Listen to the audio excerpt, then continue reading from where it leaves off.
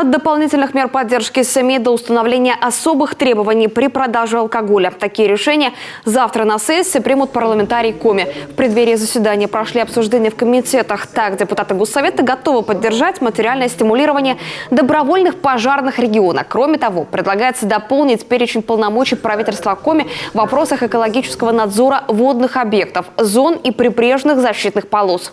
Поддержали депутаты обсуждения на предстоящей сессии проекта закона о внесении изменений по вопросам организации и проведения выборов и референдумов.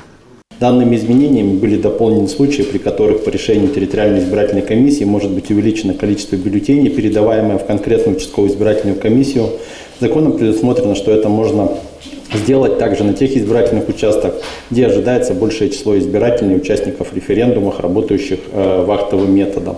В связи с этим законопроектом предлагается внести доработанные изменения в два закона Республики Коми от 27 сентября 2010 года номер 88 РЗ о выборах и референдумах в Республике Коми и от 23 июня 2012 года номер 41 РЗ о выборах главы Республики Коми и таким образом привести региональное законодательство в соответствии с федеральным.